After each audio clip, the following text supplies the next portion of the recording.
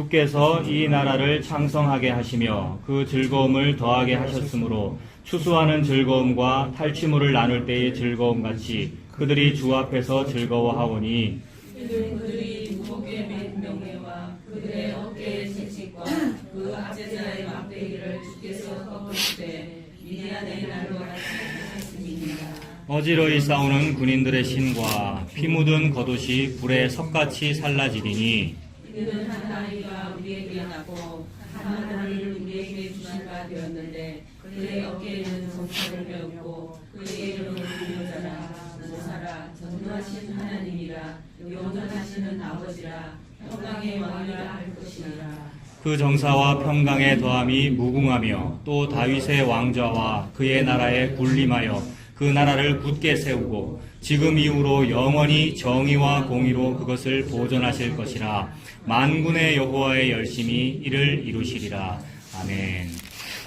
3절부터 다시 보겠습니다. 3절 보시면 주께서 이 나라를 창성하게 하시며 그 즐거움을 더하게 하셨으므로 추수하는 즐거움과 이러저러한 즐거움들이 있을 거다라고 7절까지 말씀하고 있습니다. 그러니까 이 즐거움은 대표적으로 뭐냐 하면 추수하는 즐거움이래요. 오늘 주제를 추수하는 즐거움, 제목이 그겁니다. 추수하는 즐거움인데 추수하는 게 뭡니까 여러분?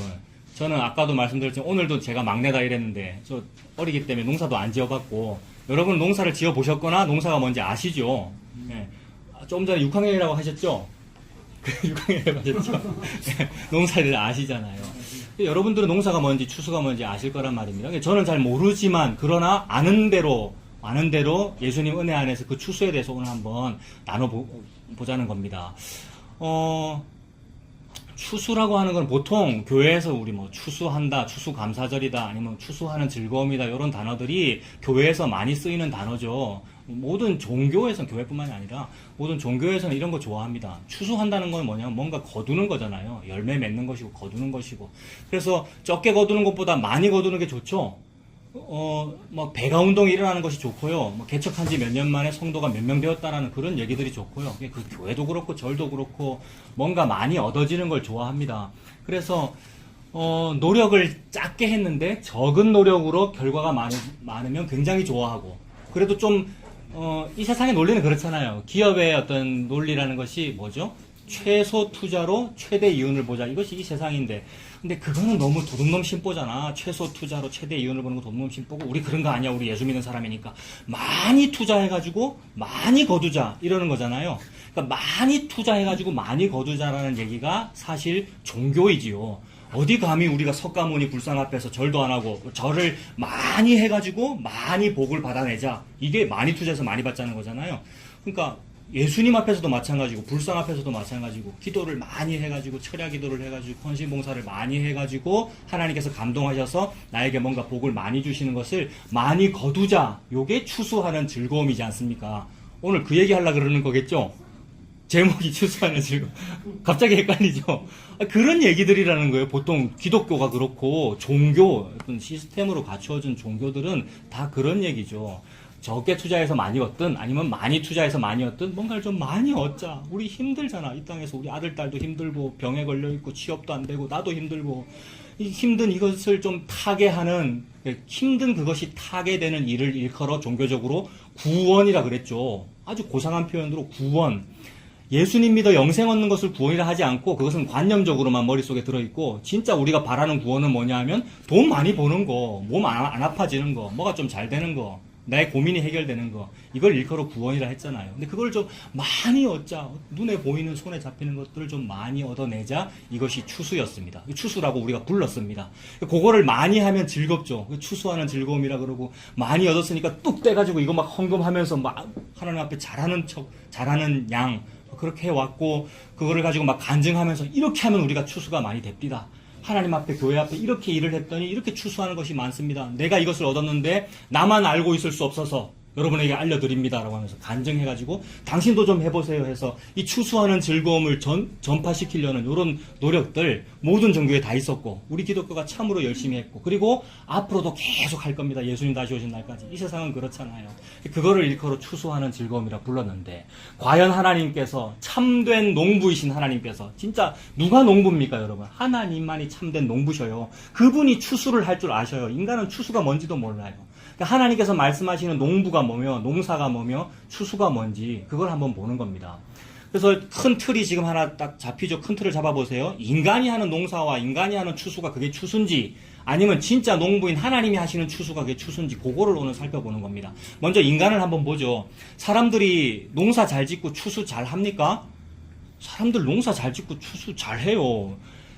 농기구가 얼마나 최첨단인지 요새 여러분 농사하는 기술이 없습니까 우리 인간이? 저희 집 정관에서 이거 올 때마다 항상 논밭을 가로질러 온다 그랬죠. 오늘 아침에도 우리 이한이가 여기는 길이 참 좋아 이러던데 뭐가 좋아 이러니까 들판과 뭐 이런 게 좋대요. 나도 그렇거든요. 들판과 가을 되면 막 오곡백과가 보이고요. 인간의 농사 기술이 얼마나 좋습니까? 그러니까 인간이 농사 잘 짓는 거 맞죠? 그러니까 우리가 모든 산업의 근본은 농업이고요. 요새야 무슨 뭐 기술이 어떻고 이러지만 원래 농자, 천하지, 대본 아닙니까? 그러니까 농업이 근간 아니에요. 우리 인간이 참 잘해요. 그래서 많이 얻겠다고 해요. 그런데 정말 여러분, 저와 여러분이 솔직하게 다 떼어놓고 솔직하게 내가 과연 농사를 잘 짓는가? 우리 인류가 그 농업 기술이라는 것이 뭔가 우리의 생업을 잘 해내는 어떤 기술이라는 것이 과연 나에게 있는가를 뜯어보면 아니라는 것을 발견할 수 있어요. 근데 인생 살아가면서 내가 참 아니구나. 우리 인류가 기술이 별로 없구나. 다른 말로 우리 인류는 실력이 없구나가 발견되면 그것이 은혜인데 이게 참 발견이 안 되더라고요. 자꾸 뭘 보게 되느냐 하면 우리가 참 힘들고 실력도 없고 능력이 없지만 그러나 이런 부분은 조금 잘하잖아. 내 안에 달란트가 참 없지만 이런 부분은 좀 달란트가 있잖아. 이런 것을 보고 자기 개발이라고 그러고 능력 개발이라고 그러고 청소년들과 어린아이들의 달란트를 발견해 준다고 그러고 막 그런단 말이에요. 이게 매우 성경적인 작업처럼 보이고 교회에서 많이 해요 이거를. 문화센터에서도 많이 하고 상담가도 심리 상담가도 많이 하고 교회에서도 이런 거 하잖아요 여러분. 특히나 다음 세대라고 그러면서 무슨 다음 세대가 남은 자가 돼야 된다고 그러면서 다음 세대를 가르칠 때 너는 달란트가 요거네 너는 달란트가 요거네 하면서 자꾸 발휘하도록 하는데 그거를 많이 발견하여 더 이 세상에서 잘난 사람이 되면 될수록 그것은 죄를 더 많이 지은 것 뿐이고요. 이게 어폐가 있을 수 있습니다. 물론 이거 하지 말라는 말이 아니라 잘 해야죠. 자녀들이 더 공부도 열심히 해야 되고. 근데 그게 중요한 것이 아니라 참으로 진짜 실력은 나에게 없구나가 발견된 것이 은혜란 말이에요. 그래서 그거를 발견하라고 하나님께서 계속해서 뭔가를 일으키셔요. 저와 여러분에게. 이 체험 삶의 현장에서 뭐 체험하는 기간이잖아요. 이 삶의 현장이. 1977년에 태어나가지고 한 2050년쯤에 죽을 건데 살면서 내가 참 뭐 모자라고 성격도 안 좋고 실력도 없지만 그래도 이런 부분 조금 잘하는데 잘하는 이것을 잘 내가 발전하고 확대 재생산했더니 제가 이렇게 교회를 이루고 목회도 하고 이렇게 잘했습니다를 하는 게 아니고 2050년까지 자꾸 무너지는 어떤 일들이 생기더라는 거죠. 저는 자꾸 제 예를 듭니다만 전부 여러분의 예고 여러분 자식들의 이야기입니다. 그렇게 될 거란 말이에요. 이건 저주가 아니고 예수님의 축복입니다. 십자가가 예수님의 축복이잖아요. 그래서 그런 일들이 벌어진다는 것을 하나님께서 말씀으로 보여주시는데 참으로 대표적인 예가 룻기 같은 경우입니다. 저는 룻기가 너무 좋아요. 룻기. 그때 우리 거제도 수련회 갔습니까? 우리 남해에 갔습니까? 우리 수련회? 저는 남해에 갔습니까? 오늘 거제도 아까 말씀하셔가지고 이제 항상 그게 헷갈리더라고요. 그 바닷가에 우리 수련할 때 룻기를 했는데 저는 지금도 아쉬워요. 저 뒤끝이 많은 성격이라. 그때 이분들이 알아들었나 이 생각이 계속 막 들어가지고 그래서 계속 리바이벌 하는 거예요. 근데 설교가 원래 그렇잖아요. 평생 66권 다시 하는 거잖아요. 저 룻기 얘기가 너무 좋아요. 하나님께서 대표적으로 니네는 농사 짓는 실력이 없어라는 거를 대표적으로 보여주는 이야기가 룻기 이야기란 말입니다. 룻기에는 엘리멜렉이라는 사람이 등장하는데 남자 엘리멜렉이 있었고 그의 부인이 나오미였습니다. 아들이 둘 있었는데 말론하고 기럐이라는 두 아들이 있었어요. 근데 엘리멜렉이라는 사람은 농사 잘 짓는 사람일까요? 못 짓는 사람일까요? 신학 석사학위 소지자. 오늘 여기 예쁜 거 붙이신 엘리멜렉이라는 사람은 농사를 잘 짓는 사람일까요? 못 짓는 사람일까요? 오시는 사람이 신앙의 눈으로 보시는군요. 예. 제가 가르쳐 드릴게요. 엘리멜렉은 농사 잘 짓는 사람일 겁니다. 근데 그런 증거가 없습니다. 성경에는. 그냥 엘리멜렉이라는 사람이 있었는데 죽었다. 요 얘기밖에 없어요. 근데 제가 유추해 보건데 그 당시는 산업의 근간이 농업이고, 그래서 누구나 농업은 다 아는 거예요. 누구나. 농업 아니면 또, 뭐, 베드로 요한, 신약의 이야기입니다만, 베드로 요한, 야고보는 어업이잖아요. 어업이든 농업이든 이런 그 기본적인 뭡니까? 농수산업, 뭐, 축산업, 이런 농업, 이 산업의 근간이란 말이에요. 그러니까 엘리멜렉 그 사람은 자기가 직접 노동을 하는 논밭의 노동자든지 아니면 대지주이든지 간에 그는 농업이 뭔지를 아는 사람이라고요. 땅에 씨를 뿌리면 떡잎이 나고 열매 맺어가지고 나중에 거둔다라는 요 원리를 아는 사람입니다. 요 원리 모르시는 분 손 들어 보십시오. 제일 어린 저도 안다 그랬잖아요. 씨앗 심으면 열매 난다. 그래서 열심히 잘 심어야 된다. 거름을 많이 줘야 된다. 밭을 잘 갈아야 된다. 잘 안단 말입니다. 엘리멜렉은 노동자이기보다는 지주일 가능성이 커요. 왜냐하면 엘리, 멜렉, 엘이라는 말은 하나님이란 말이고 멜렉은 왕이라는 뜻인데 그런 귀한 이름은 귀족들이나 가지는 이름이거든요. 그 귀족 뭔가 좀 뼈대 있는 집안, 하나님도 잘 믿고 자기 하나님 믿는 율법 지키는 자기 의가 많은 뭐 이런 훌륭한 사람이니까 지주일 가능성이 크단 말이에요. 어쨌든 간에 땅의 원리를 알고 농업을 아는 사람이란 말입니다. 근데 룻기의 모든 스토리는 그 집안이 농사가 안 돼서 쫄딱 망한다는 얘기입니다, 여러분. 왜요? 베들레헴에 흉년이 드니라. 흉년 앞에 농업 기술이 여러분 뭐 소용이 있습니까? 흉년 앞에 이항기니 콤바인이니 무슨 농장의 무슨 농업 시스템이니 무슨 비교할 것이 안 된다 이 말이죠. 흉년 앞에. 그 말은 자연재해 앞에 인간은 아무것도 아니다라는 말이죠. 이것을 우리가 신앙의 눈은 어떻게 봐요? 하나님 앞에서, 예수님 앞에서 우리 인간은 아무것도 아니라는 말이죠. 하나님 앞에서 나의 실력, 나의 신앙, 내가 누구를 믿었다, 그러니까 내가 예수님을 믿었다, 내가 믿은 거, 내가 하나님 앞에 뭘 했다라고 하는 나의 능력과 실력은 흉년 앞에, 하나님의 실력 앞에, 자연재해 앞에 아무것도 아니다라는 얘기를 엘리멜렉이 죽었다라는 말씀으로 표현하시는 거죠. 엘리멜렉이 죽었다라는 요 얘기, 즉 그 집안이 농사가 잘 안 된다는 얘기입니다. 자기의 생업, 생존, 생명이 잘 안 된다, 죽었다는 얘기입니다. 생명이 없다는 얘기죠, 여러분. 인간에게는. 인간에게 생명이 없다는 그런 얘기를 참으로 우리 조선의 우리 조상님들은 지혜가 많으셔요. 인간에게 생명이 없다는 거를 우리 조상님들의 속담으로 뭐라고 표현하셨냐면 지금 욕하는 거 아닙니다. 잘 들으셔야 돼요. 귀신, 씨나락 까먹는다. 그렇죠. 발음을 그렇게 하시면 안 되고 표준어는 씨나락입니다. 씨나락이 뭐예요, 여러분? 씨나락. 욕이 아니고 씨할 나락이죠, 그죠? 씨할 나락. 그래서 종자라는 말이잖아요. 씨할 나락입니다. 아무리 보릿고개 때 배가 고파도 씨할 나락은 먹으면 안 되죠. 근데 그 씨할 나락을 없애고 먹어 치우고 막 팔아넘기고 하는 그 짓을 보면 뭐라 그래야 됩니까? 이 귀신 씨나락 까먹는 소리 하고 있는. 그러니까 엉뚱한 짓, 말도 안 되는 행동, 해서는 안 되는 말과 행동을 하면 그 욕을 하는 거잖아요, 여러분. 참으로 우리 조상님들 훌륭하지 않아요? 그러니까 모든 세상적인 말과 어떤 가요와 이런 것들에게도 그림자로서 복음을 우리가 보면 돼요. 일반 계시잖아요. 그게 귀신 씨나락 까먹는 짓이란 말이에요. 해서는 안 되는 짓이란 말이에요. 근데 엘리멜렉 같이 농사 잘 짓는 사람도, 우리 같이 실력 있는 사람도 우리가 열심히 한 그 일은 씨할 나락을 없애버린 일이란 말입니다.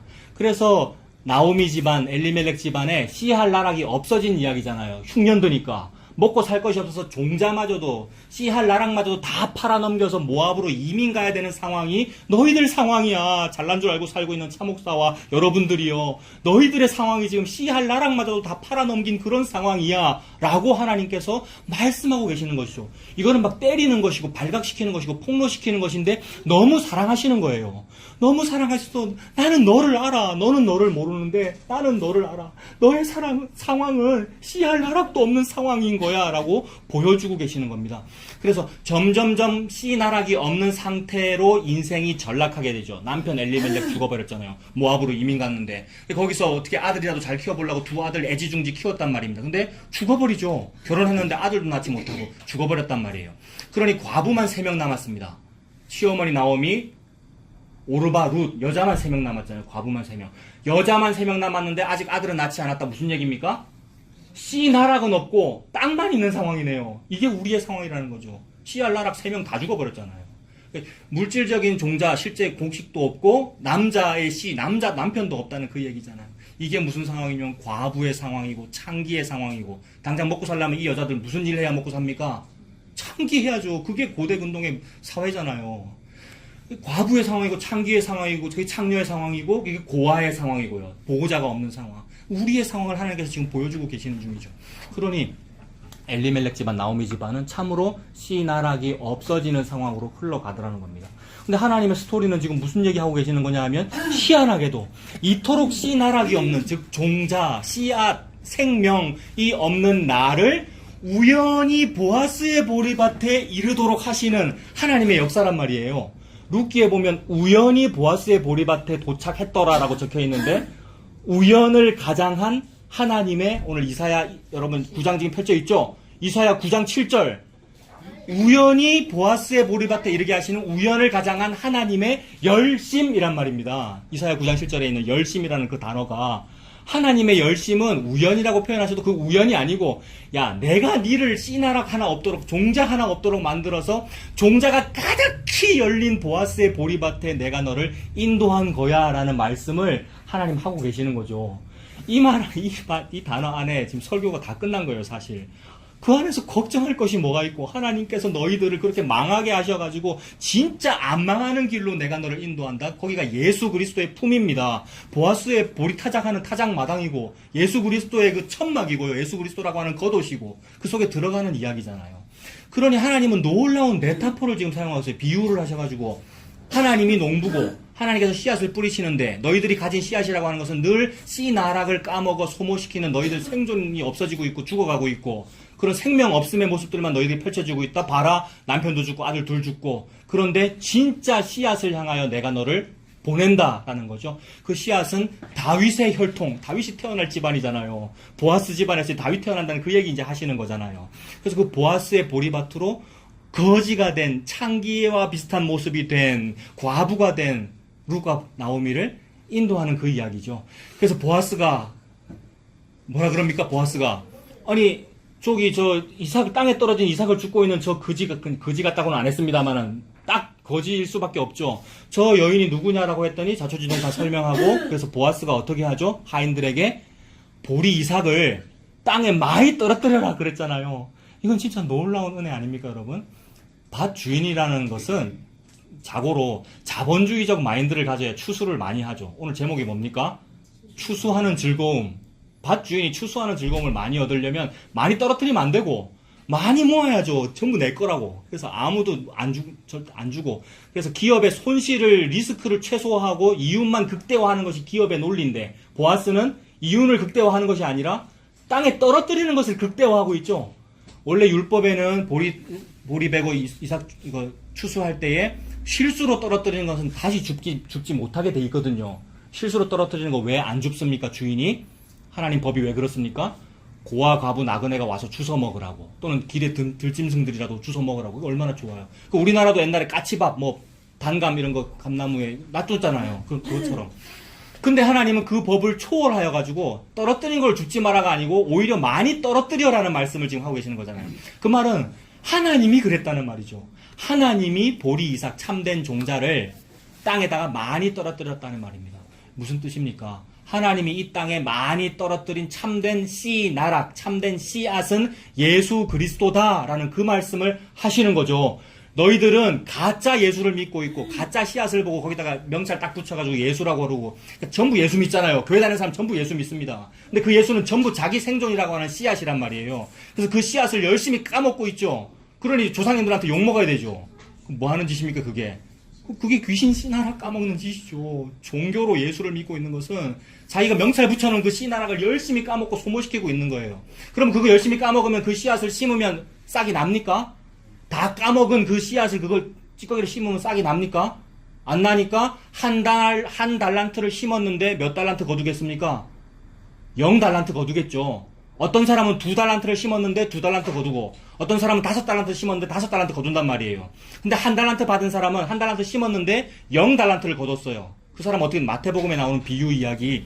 그 사람 예수님이 뭐라 그러냐면은, 약하고 게으른 종아, 바깥 어두운 데에 나가 슬피 울며 이를 갈미 있으리라. 무슨 얘기냐면 예수를 심어서 예수님을 거두는 것이 그게 추수란 말입니다. 예수님이 나라고 하는 땅에 심겨져서 나에게 예수님이 나오는, 내가 예수님 믿고 사는 거, 이거를 보고 추수라고 그러고 풍년이라고 그러는데, 한 달란트 받은 사람은 예수를 안 믿었다는 말이죠. 예수를 방치했다는 말, 예수를 땅에 그냥 묻어만 두었다. 파종하거나 심은 것이 아니라 숨겨두었다는 얘기잖아요. 예수를 부끄러워 여겼다. 예수를 안 믿었다. 그 뜻이란 말이에요. 예수님을 안 믿고는 뭐를 믿었겠습니까? 자기를 믿고 살았겠죠. 먹고 마시고 차고 팔고 먹고 마시고 장가가고. 그러면 거두기는 많이 거뒀어요. 여러분, 자기를 위해서 먹고 마시고 일하는 사람은 많이 거둡니다. 열심히 월요일부터 토요일까지 안 쉬고 열심히 일하는 사람은 월급을 많이 받습니까? 작게 받습니까? 많이 받겠죠. 근데 이 땅은 안 그렇다. 이 땅에서는 안 그렇다는 것은 그 정치가가 잘못했거나 이 땅이 잘못됐거나 뭔가 민주주의 제도, 뭐 자본주의 제도가 잘못됐기 때문에 열심히 일해도 월급을 작게 받는 것이고, 그건 시스템이 잘못된 것이고요. 그 죄악되다는 얘기고, 원래는 운동장이 공평하다면, 기울어지지 않은 운동장이라면 많이 일하면 많이 벌잖아요. 이게 맞죠, 여러분? 그래서 많이 일해서 많이 벌었어요. 한 달한테 받은 사람은요. 우리가 작가적 상상력을 동원하여 생각해 보는 겁니다. 이 땅에서 자본주의적 마인드로 열심히 일하는 사람은 자기를 위하여 썩어질 것을 많이 거두는 사람이라고요. 자기 돈 가지고 자기 돈 놀이 해가지고 많이 버는데 그게 뭐가 문제겠습니까? 이 땅에서는. 근데 하나님은 뭐라 그러냐면 썩어질 거래요. 그거 보고. 이 땅의 부귀영화와 돈을 보고 썩어질 거라 그럽니다. 그래서 썩어질 것을 열심히 심어서 월요일부터 토요일까지 열심히 일하는 이것이 자기 썩어질 것을 위해서 심는 거 아닙니까? 그런 사람은 썩어질 것을 많이 거둔단 말이에요. 근데 영적으로 하나님께서 볼 때 그 사람은 한 달란트를 땅에 묻어두고 0달란트 거둔 거란 말입니다. 이 땅에서 건강을 많이 얻고 돈을 많이 얻어도 그것은 0달란트를 거둔 거란 말입니다. 이게 하나님 앞에서는 추수하는 즐거움이 없는 거죠. 흉년 든 거잖아요. 0밖에 못 거뒀으니까. 요 얘기거든요. 근데 2달란트, 5달란트 받은 사람은 2달란트를 가지고 제가 또 2달란트를 남겼나이다. 5달란트를 가지고 제가 또 5달란트를 남겼나이다. 이 말은 예수를 심어 예수를 남겼나이다. 요 얘기죠. 우리나라 또 속담 얘기 나옵니다. 콩 심은데 콩 나고 팥 심은데 팥 나는 거잖아요. 근데 이 세상에서는 종교적인 마인드를 가진 사람은 콩 심어놓고 팥 거두겠다는 거잖아요. 무슨 얘기입니까? 더 쉽게 말해서 예수 믿어놓고 돈 받겠다는 얘기잖아요. 예수 심고 돈 얻겠다. 예수 심고 건강을 얻겠다는 얘기는 그 얘기란 말이에요. 그게 한 달란트 얘기입니다, 여러분. 그래서 그걸 보고 악하고 게으른 종이라 그럽니다. 근데 이 악하고 게으른 종은 2019년에 기독교에 비유하면 이 악하고 게으른 종은 기도 많이 하는 사람이겠어요? 작게 하는 사람이겠어요? 이렇게 말하면 어폐가 있네. 기도하지 말라는 게 되니까. 그러니까 기도 많이 하는 사람이 열심히 교회 출석하는 사람이고 열심히 철야 기도하고 새벽 기도하고 이게 열심히 콩 심는 거잖아요. 콩 왜 심었어요? 판나라고. 열심히 콩 심고 판나라고. 우리 자식 잘 되라고. 우리 집안 잘 되라고. 여러분. 이걸 보고 뭐라 그럽니까? 네 0달란트 거뒀네. 악하고 게으른 종아. 바깥 어두운 데 나가 슬피 울며 이를 갈미 있으리라. 이게 얼마나 무서운데요. 지난까지 살펴봤던 종말의 이야기잖아요. 최후의 심판자께서 아신단 말이에요. 그게 달란트인지 아니면 제로 달란트인지. 그래서 예수 심었으면 예수를 거둬야지. 예수 심고 예수 거두는 그 이야기를 보고 추수했다. 풍년이다. 봐라, 밭이 휘어져 추수할 때가 되었도다. 너무 많은 거예요. 우리 눈에는 안 보이는데. 뭐 좋은 게 뭐가 있노? 돈이 좋지. 저게 뭐가 좋노? 이러는데 너무 많다는 거예요. 그거를 거두시는 분이 참된 농부이신 하나님이십니다. 하나님께서 보아라 추수할 때가 되었다라고 하면서 예수님을 심고 예수님을 거두는 이야기를 하고 계시는 거죠. 그래서 그 거지가 된 루시, 이 모함 여인, 외국인 노동자라는 얘기잖아요. 그 여인이 밭에 와서 보리이삭을 주시려고 하는데 이상하게 오늘따라 많아요. 이상하게. 다른 밭에는 몇 개 없는데 이 밭에는 뭐가 많아요. 그거 왜 그래요? 하나님이 니무라고 많이 떨어뜨렸거든요. 그래서 하나님이 이 땅에 많이 먹으라고 많이 떨어뜨린 씨앗을 보고 예수라고 하죠. 그래서 우리 먹으라고 우리 밥그릇에 예수님이 떨어지신 거잖아요. 베들레헴의 말구유 그 밥그릇에 하늘에서 땅으로 예수님이 떨어진 겁니다. 그래서 하나님이 예수님이 생명이고 씨앗이죠. 아브라함에게 이 예수님을 약속하면서 네 자손이 하늘의 별과 같이 바닷가의 모래알같이 많으리라 라고 말씀하셨는데 별들과 같고 모래들과 같으면 엄청 많은 들이라고 복수를 써야 되는데 단수로 제라라고 그랬단 말입니다. 히브리어로 제라. 그게 나중에 헬라어로는 스페르마. 그 스페르마라는 말에서 우리 영어 스펌, 남성 생식 세포를 말하는 거잖아요. 스펌이 남성 생식 세포를 말하거든요. 남성 생식 세포니까 순수 우리말로 씨 나락을 말하는 거죠. 씨. 씨들이라고 하셔야 되는데 단수로 씨라고 하였으니 이는 곧 예수 그리스도를 말하는 거다 라고 갈라디아서 3장 16절에 말씀했단 말입니다. 그러므로 태초 이전부터 하나님은 농사라는 얘기를 통하여 씨앗이라는 얘기를 통하여 내 아들 예수가 씨앗이야. 다른 씨나라 까먹고 있지 말고 내 아들 예수가 씨앗이야. 이거 먹어. 라고 거지들에게 막 뿌려주고 있는 겁니다. 예수님을. 이거를 일컬어 성육신이라고 그러고 십자가라고 그럽니다. 여러분. 십자가 안 지셔도 되는 분이, 즉 이 땅에 안 떨어져도 되는 분이 먹으라고 많이 떨어진 게 죽음이잖아요. 떨어져 죽어버린 거잖아요. 땅에요. 그런데 땅에 떨어져 죽으면 무슨 일이 생겨요? 씨앗이 땅에 떨어져서 죽어버리면 무슨 일이 생겨요? 30배, 60배, 100배의 결실을 맺는데요. 이 결실을 보고 뭐라 그럽니까? 추수하는 즐거움. 세상에 여러분. 요 관점으로 성경 읽으면 너무 행복해요. 여러분. 앉아있을 수가 없는 행복이에요. 여러분. 이 관점으로 이 추수와 저 즐거움과 그 농사와 그 씨앗이 요겁니다 라고 읽게 되는 요거를 보고 지혜라고 그러고요. 이거를 지혜와 계시의 정신이라고 그러고요. 요거를 보고 성령 충만이라고 그럽니다. 여러분. 이 성령 충만이 있으면 뭐가 문제가 될까요? 여러분. 아파서 뭐 붙여도 문제가 안 되고. 지사님 좀 피곤하신 모양이에요.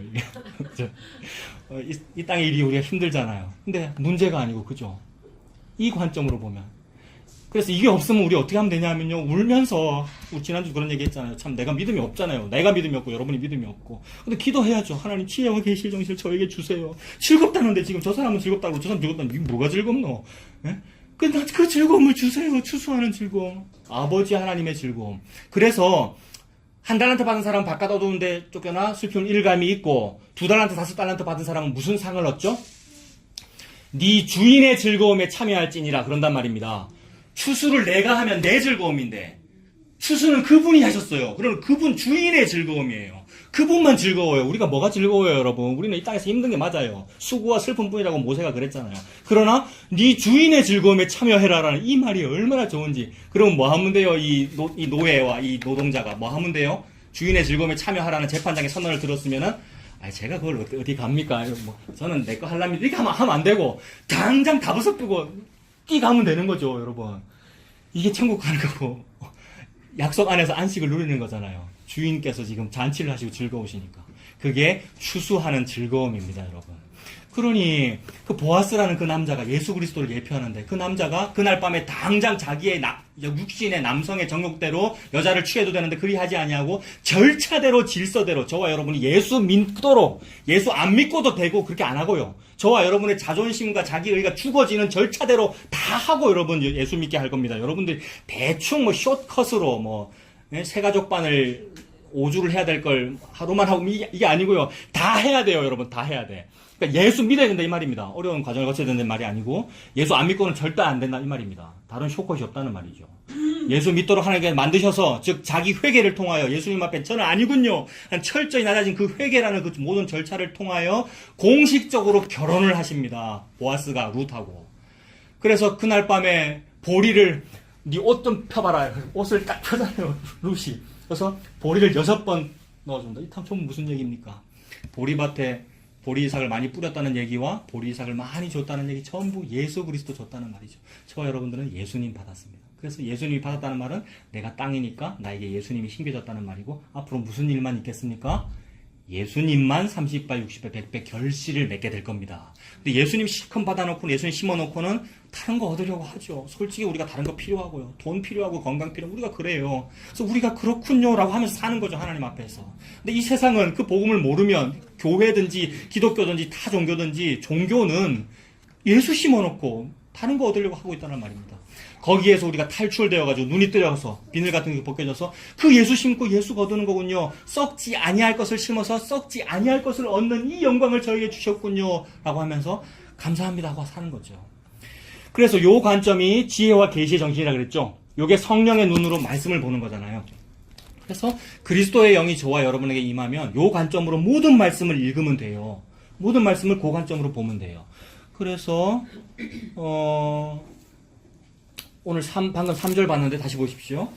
9장 3절에 주께서 이 나라를 창성해 하시며 그러므로 이 나라는 눈에 보이는 북이스라엘이거나 남유다가 아니죠. 표면적으로는 그 나라 맞아요. 유대인의 그 나라 맞는데 문자적으로는 맞는데 하나님께서 말씀은 이 나라라고 하는 것은 하나님의 나라를 말하는 거죠. 회개하라 하나님의 나라가 가까웠다라고 하는 그 하나님 나라. 그 하나님의 나라는 이와 같으니 한 알의 미랄이 땅에 떨어져 썩어져 가지고 결실을 맺어 30배, 60배, 100배의 추수하는 즐거움이 있는 그거를 말하는 거죠. 그러므로 이 나라가 창성하여 그 즐거움이 더하게 하셨으므로 무슨 즐거움이 있습니까? 추수하는 즐거움이라는 말을 그렇게 봐야 된다는 거죠. 그리고 또 무슨 즐거움이 있습니까? 탈취물을 나눌 때의 즐거움 같이 된대요. 탈취물을 나누는 게 뭐가 즐겁습니까, 여러분? 이거 좀 안 좋은 말인데, 이거. 탈취물이라는 말은 도둑질 했다는 말이고, 여러분, 그죠? 남의 걸 빼앗았다는 말이잖아요. 이게 영적으로 무슨 의미가 있습니까, 여러분? 공짜로 받았다는 얘기죠, 여러분. 이게 핵심입니다. 탈취물이라고 하는 것은 내가 농사 지었거나, 내가 어디 가서 열심히 만들었거나가 아니고, 남이 다 만들어 놨는데, 내가 그걸 얻게 됐다는 얘기죠. 하나님은 구원 스토리 할 때 항상 요 얘기 하십니다. 요거를 못된 인간이 이용해 먹으면 또 불로소독이니, 무슨, 감나무 밑에 입만 벌리고 아무것도 안 하고 감 떨어지길 기다리는 신앙을 지금 조장하느냐라고 그런 소리를 하죠. 그런 소리를 많이 들었어요. 근데 그렇게 반감을 품을 수밖에 없어요. 이성적인 사람들 앞에. 하나님 무슨 얘기를 하는 거냐면 네가 지금 감나무 밑에서 입을 벌릴 힘이나 있어 네가 이 말씀하시는 거예요. 감나무 밑에 입 벌리고 있냐고 그러는데 거기 누울 힘도 없고 입을 벌릴 힘도 없는 게 우리란 말이에요. 그게 엘리멜렉 죽었고 두 아들 죽은 네 상태잖아. 이 말이란 말입니다. 그러니 감나무 밑에 누워서 입을 벌릴 수 있는 그 은혜마저도 얼마나 큰 거니라는 말씀을 하고 계시는데 세상에 입만 벌리고 있으란 말입니까? 라고 따지는 거는 너무 은혜를 모르는 거죠. 그래서 탈취물을 얻는다는 말은 네가 뿌리지 아니한 열매를 거두고요. 네가 심지 아니한 포도원을 거두고요. 네가 짓지 아니한 성읍과 집을 얻게 될 때가 있다라고 그러셨단 말입니다. 그게 뭐냐 하면 애굽에서 출애굽하여 40년 광야 생활을 통해서 가나안에 들어갔을 때 벌어질 일을 보고 네가 짓지 아니한 성읍을 얻을 거다 이랬단 말입니다. 신명기 6장에 우리 다 찾아봤으니까 그냥 기억나실 거예요. 신명기 6장에 네가 앞으로 광야 생활 끝나고 가나안 땅에 들어가면 네가 짓지 아니한 성읍을 얻게 된다. 왜 짓지 아니한 성읍입니까? 가나안 원주민들이 이미 다 지어놓고 살고 있는데 들어가가지고 여호수아 정복전쟁을 통해 들어가가지고 공짜로 얻었잖아요. 어떻게 공짜로 얻었습니까? 여리고성에서 칼 한 번 쓰지 않고 뱅뱅 돌기만 했단 말이에요.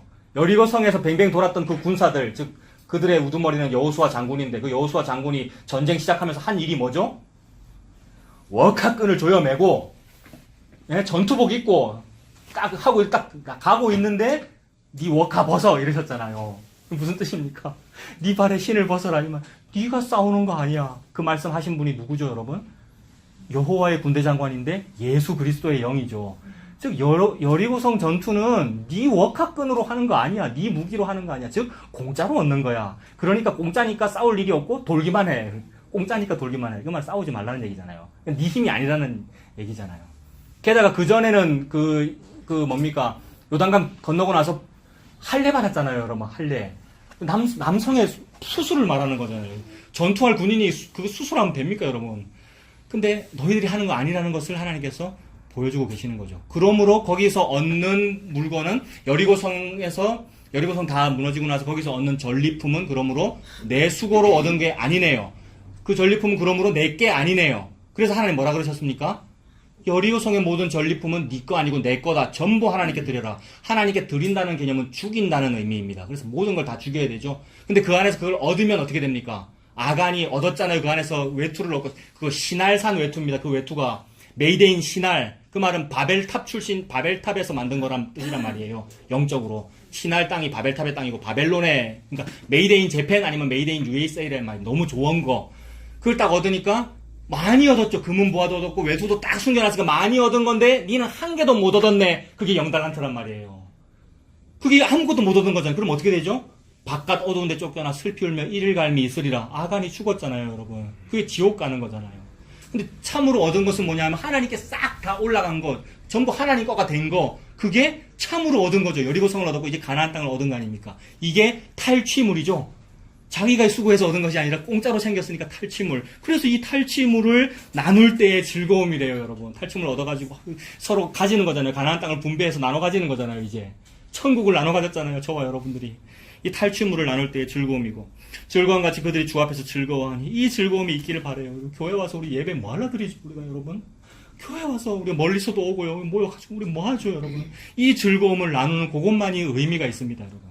4절에 이는 그들이 무겁게 맨 멍에와 그들의 어깨의 채찍과 그 압제자의 막대기를 주께서 꺾으시되 미디안의 날과 같이 하셨음이니이다 라고 말씀하십니다. 계속해서 같은 영으로 보자는 거죠. 이 4절을 어떻게 해석하면 되겠습니까?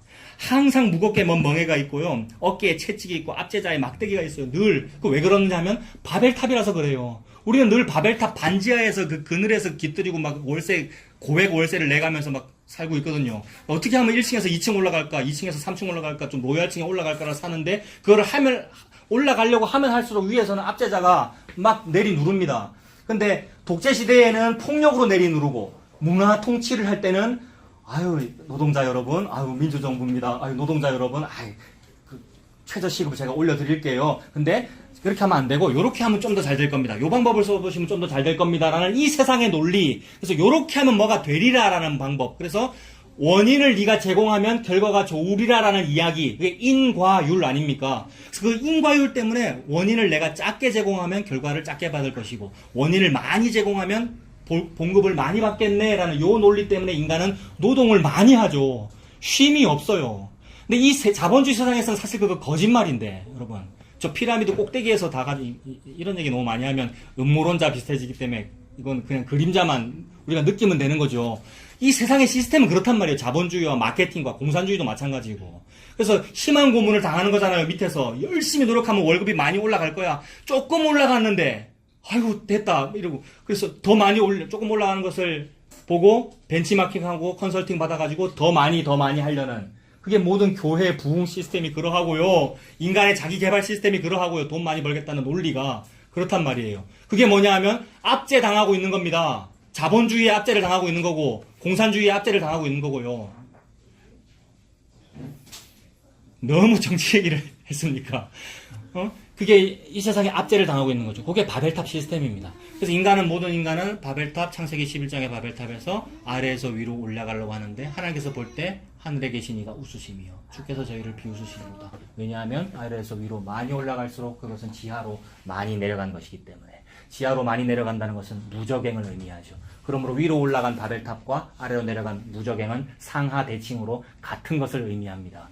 이 땅에서 썩어질 것으로 높아진 것, 지옥에 많이 들어갔다는 뜻이죠. 그럼 부자는 지옥 간다는 뜻입니까? 그 말은 아니죠. 예수님도 그 말씀 했죠. 그러나 부자가 천국 가는 것은 낙타가 바늘귀에 들어가는 것보다 더 어렵다라고 하셨는데 그 어려운 걸 해내는 분이 계시니 그분을 보고 예수님이라 그래요.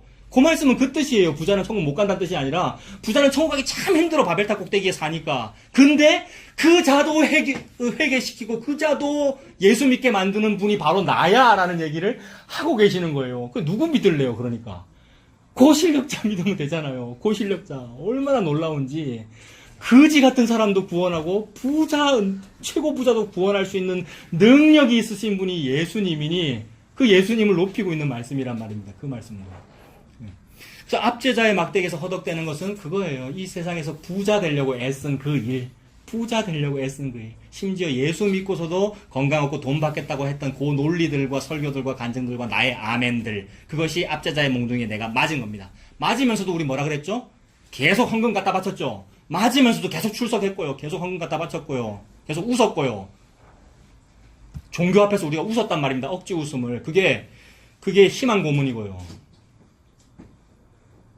그게 무겁게 맨 멍에와 어깨에 채찍과 앞제자의 막대기였는데 주께서 꺾으셨어요. 요거를 꺾기 위해서 인간들이 노력 많이 합니다, 여러분. 교회 갱신 운동, 종교개혁 운동, 이미 우리가 장로교단이 그러하고 500년 전에 했잖아요. 교회 갱신 운동하고 모범 정관 운동 아십니까? 모범 정관 운동. 교회를 갱신하기 위해서 교회가 너무 담임 목사 중심으로 돌아가고 막 교황적이고 막 이렇잖아요, 교회가. 그래서 성도들이 끽소리도 못하고. 그러니까 성도들끼리 어떤 모범 정관을 만들어서 목사의 정년은 몇 살이고 1년마다 한 번씩 재신임을 묻고 이 제도가 참 좋은 제도예요. 저는 소장파 개혁주의 목사였던 거 다 아시잖아요. 이런 거 좋아했단 말입니다. 이런 책들 추진하면서. 늘 말씀드리지만 이런 거 하면 무조건 담임 목사한테 미움받아요. 저 민주화하는 아이가 이렇게 좌파 아이가 이런 거. 매우 의미 있는 일들이 맞아요. 훌륭한 일들을 많이 하죠. 교회 갱신 운동하고 모범 정관 같은 거 만들고 하면서. 그러나 그 노력마저도 뭐냐 하면 우리 인간이 한번 이 압제자의 막대기를 우리가 한번 끊어보자. 어떻게 해요? 제도로 정관을 잘 만들어서 교회 규약을 만들어서 성도 협의체를 만들어서 부목사들 맨날 힘드니까 부목사끼리 뭐 만듭니까? 타교단 이야기입니다만 노동조합 만듭니다. 여러분 이 얘기 못 들어보셨어요? 전도사님들끼리 모여서 전도사 무슨 협의회 이게 노동조합이란 말이에요. 여러분 왜요? 취업이 보장이 안 되거든요. 담임 목사가 CEO가 지 맘대로 하거든요. 다 말씀드렸잖아요. 이력서가 수백 통 들어오는데 보지도 않는단 말이에요. 그럼 누구 뽑습니까? 아는 사람 뽑죠. 자기 친구 목사가 보내준 그 사람 서로 트레이드 하고요. 사택 몇 평짜리 줘야 되는데 사회 얼만데 이게 주식회사의 일이지 이게 예수님 믿는 거란 말입니다. 이게 예수님 그 얘기하는 거란 말입니다. 성전 청결이 그 이야기가. 근데 제가 지금 무슨 얘기하고 있습니까? 그래서 우리 분노합시다. 신나를 뿌립시다. 그 얘기가 아니고 그 안 되는 우리를 봐라 이 얘기입니다. 기독교도 안 되는 게 우리다. 신하락을 우리가 그렇게 까먹고 있다. 그러니까 우리가 귀신이죠. 그러니까 마귀의 자식이고 예수님 말씀하셨잖아요. 그런데 그걸로도 안 되는데 우리 인간이 되겠다고 열심히 방법을 만들어낸 그 일이 아니고 미디안의 날과 같다 이 말입니다. 미디안의 날이 뭔데요 여러분? 9장 4절에 미디안의 날.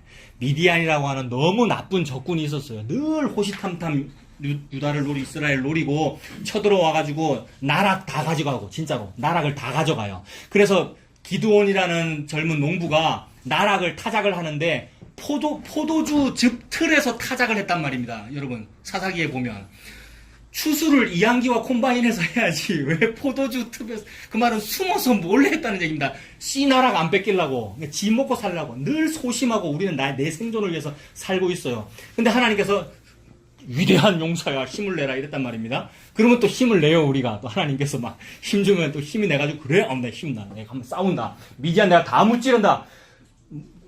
뭐 몇 개 사단 다 모여 이랬단 말입니다. 그래서 군사가 3만 명이 모여버렸어요. 여러분 3만 명이 모여가지고 이 거대한 군사를 통해서 미디안을 무찌르면 어떻게 되는 겁니까?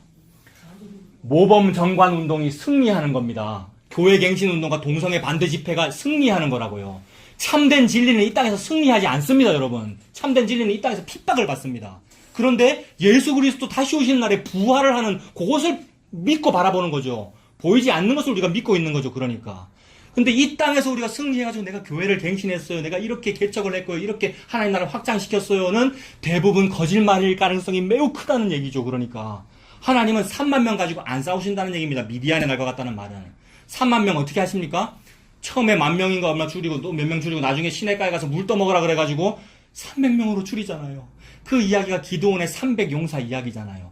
근데 우리 그동안 어떻게 해석했습니까? 평생 교회 다니면서 기드온의 300용사 이러면 뭐라 그랬습니까?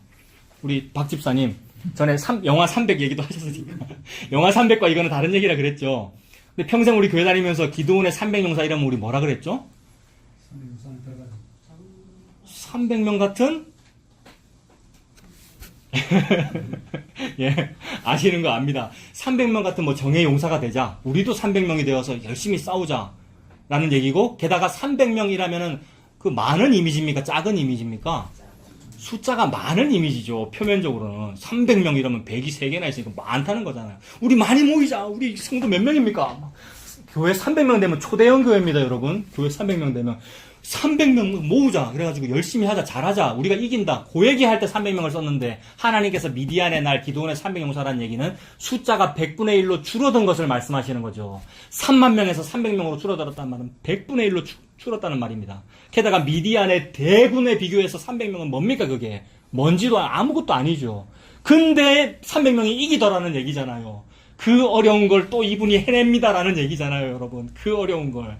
그러므로 300명의 실력이 전쟁에서 이긴 것이 아니라 여호와 하나님의 실력이 이긴 거다라는 걸 보여주는 날이 미디안의 날입니다. 즉 너의 씨나락을 뿌리는 일과 너의 농업 기술이 실력이 아니라 참된 농부이신 그분께서 추수하시는 실력이야 라는 것을 보여주는 얘기가 미디안의 날이고 기드온의 300용사 이야기죠. 전부 같은 얘기죠, 여러분.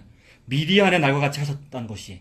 그러니 이 땅에서 우리의 어떤 제도권이나 우리의 방법론과 프로그램으로 교회를 새롭게 하는 일은 없습니다. 예배 전에 막 찬양 불러가지고 밭을 기경한대요, 밭을. 선거에 밭을 기경한다고 왜 그래요? 찬양팀 딱 끝나면 목사 나와서 설교할 거잖아요. 그때 마음이 잔잔해지고 잘 갈린 밭이어야 설교가 잘 풀린다는 얘기죠. 그게 마케팅이란 말입니다, 여러분. 그게 세상의 논리잖아요. 하나님은 돌짝밭이요, 길가밭이고 다 아무 상관없어요. 그냥 뿌려요, 그죠, 여러분? 저와 여러분은 좋은 밭 맞습니까? 예. 제가 저한테 묻습니다. 우리 좋은 밭 아니죠. 근데 회개하는 거죠. 회개해야죠, 여러분. 저와 여러분들이. 회개하고 예수 믿어야 되는 거죠. 우리의 찬양과 우리의 밭을 기억하는 일과 교회 시스템과 프로그램이 농사되게 하는 것이 아니라 100분의 1로 줄었는데도 안 될 일을 되게 하시는 여호와 하나님의 추수하는 즐거움을 한번 봐라 하는 말씀이죠. 예수 믿으라는 얘기죠. 회개하라는 얘기고요. 5절도 보십시오. 그래서 그 미디안의 날이 어떻게 됩니까? 미디안 적군들 다 죽잖아요. 5절 보면 어지러이 싸우는 군인들의 신발과 피 묻은 겉옷이 불에 섭같이 살라지니 이 태우시는 분이 여호와 하나님이시죠. 여호와의 불, 여호와의 전쟁, 여호와의 크고 두려운 날, 그 날에 하나님께서 이렇게 이길 겁니다. 적군을 다 죽이실 거고요. 그래서 이 모든 일의 원인이 뭡니까? 6절에 보니까 이는 이라는 말은 왜냐하면이라는 말이죠. 6절에 이는 이라는 요 말은 왜냐하면이라는 말이잖아요. 왜냐하면 한 아기가 우리한테서 태어났기 때문이다라는 얘기죠. 이 한 아기는 예수 그리스도입니다. 예수 그리스도는 성인이거나 능력이 많거나 부자거나 막 무슨 굉장한 사람으로 온 게 아니고 아기로 왔단 말이죠. 어린 아기로 실오라기 하나 걸치지 아니하고 게다가 궁궐에서 태어나지도 아니하고 베들레헴 마국간 짐승 밥그릇에 그래서 너무나도 볼품없는 모습이라는 뜻이 함유된 단어가 한 아기라는 말이죠. 한 아기, 그 한 아기가 우리에게서 낳고 한 아들을 우리에게 주신 바 되었는데 그래서 한 아기와 한 아들은 전부 단수죠, 여러분. 복수가 아니고 단수잖아요. 씨들이 아니라 씨라 하였으니 이는 곧 그리스도다라고 할 때 그 씨앗, 즉 씨나락, 참된 종자, 참된 생명이라는 말이죠. 참 생명이 하늘로부터 땅으로 떨어졌습니다.